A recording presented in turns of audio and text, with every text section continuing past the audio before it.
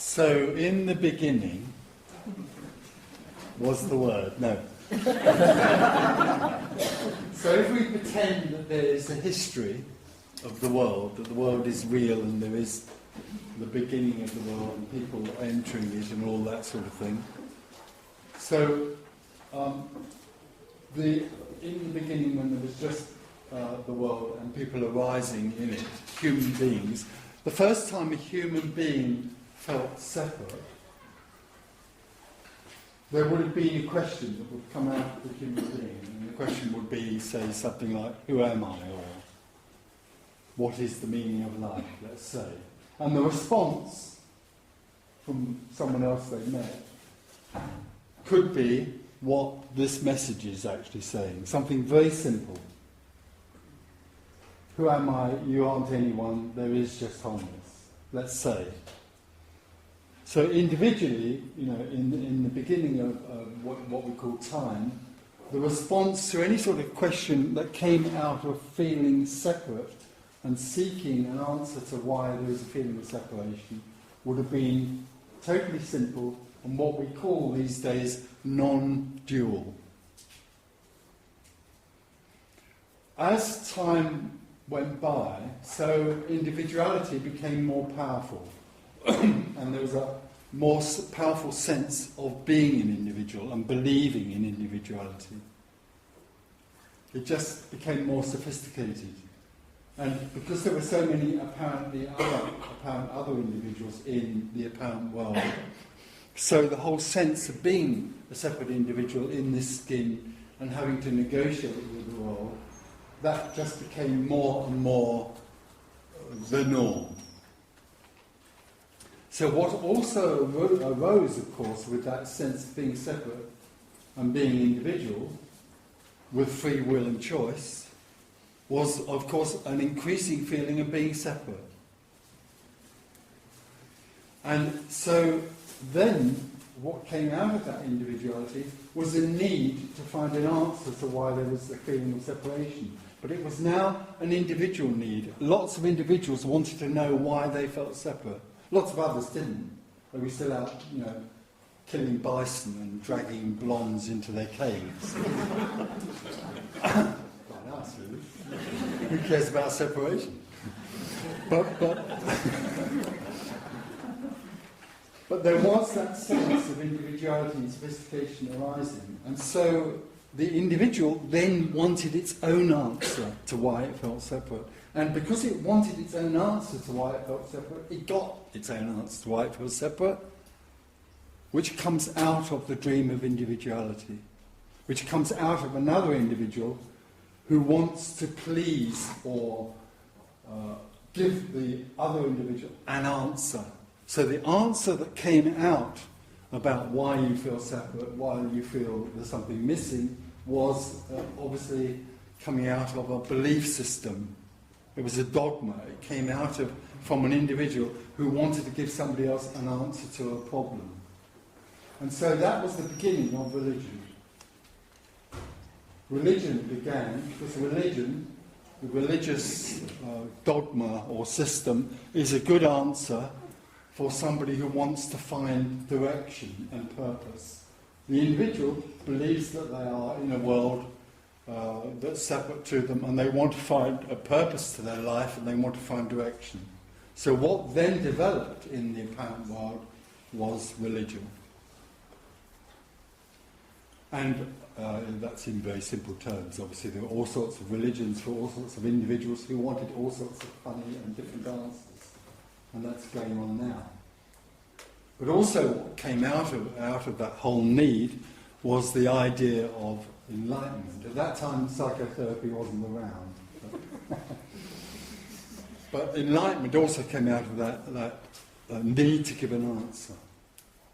Now, within that religious dogma and within those teachings about enlightenment and how to become enlightened, there is still hidden within those scriptures, within those gospels, within those teachings, there was still hidden a pure, unadulterated, non-dual message. But it was hidden in the words. In Hindu scriptures, there's the fourth Hindu scripture, which is, I think, Advaita Vedanta, which attempts to speak about that which can't be spoken about. In all sorts of other, if you look up or read about teachings about enlightenment, there are hidden non-dual messages in all of them. But, of course, those non-dual messages weren't really very popular because the individual wanted answers. The individual didn't want non-duality. The individual wanted answers, wanted disciplines, wanted ways in which they could learn how to live their life. So what took over in the history of seeking really was religion and the teaching of enlightenment. But what also came along with that was authority, hierarchy. It was very male-dominated sort of communication. In the last 2,000 years it's been incredibly male-orientated and very much about hierarchy and authority. But what we've seen, I don't know whether you agree with me, but what I think we've seen in the last 100 years or 50 years is a breakdown of authority. What's beginning to happen is that priests, politicians and those sort of people are being devalued. And so somewhere authority is being undermined. The great authority of the God up there that tells you how to live your life is beginning to fall apart and be questioned. And what's also emerging, interestingly, and becoming more apparent is the message of non-duality. It seems to be emerging out of this breakdown in authority. Because it doesn't, in simple terms, it doesn't seem to have any recognisable authority. The only thing about that is that the majority of non-dual messages, or so-called Advaita messages that are creating more and more interest, are unfortunately still being, in a sense, or coming out of the individual need in the seeker and the individual need in the teacher to satisfy the seeker. So as far as the Open Secret, or this communication here, and this isn't the only one, as far as this communication is concerned, the majority of non-dual and so-called non-dual and Advaita messages today are actually not at all non-dual, and they're not at all Advaita, because they're still doing a deal with the seeker. They're still offering the seeker something that it can get hold of, some sort of way of some sort of discipline, some sort of prescription about what the seeker can do to find wholeness.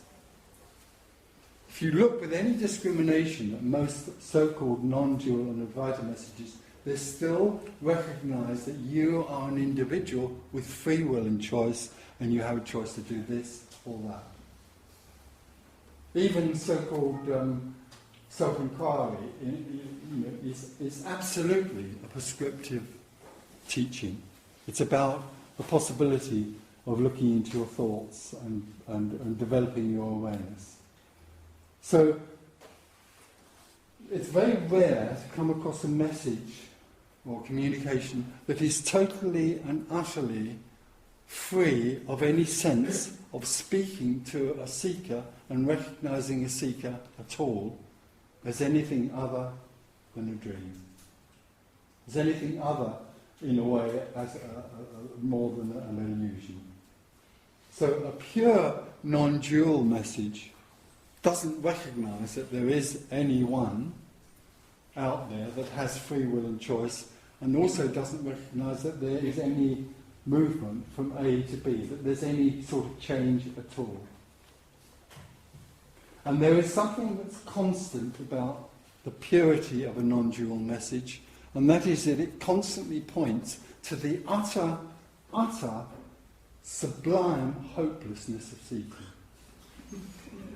Without any compromise. There's no agenda to please anyone in a pure non-dual message. There's no agenda to please.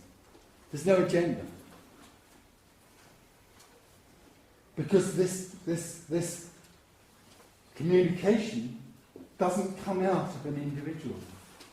The pure non-dual message came out where it came out originally and was prior to all teaching. It comes out of nothing. It doesn't have any agenda. There isn't anybody in there trying to deliver something. There isn't anybody in there trying to please anybody. There isn't anybody in there trying to insist that you get this.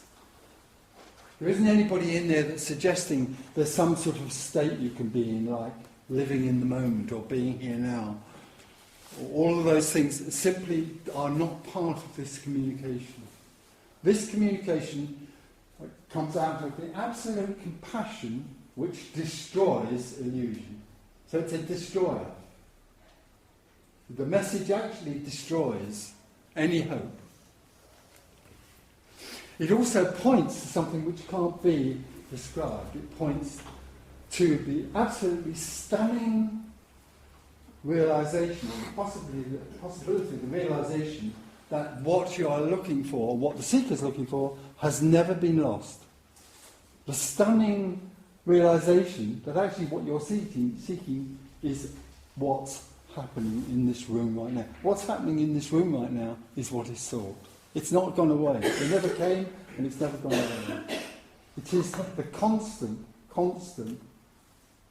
gift. And the gift is life. Not your life.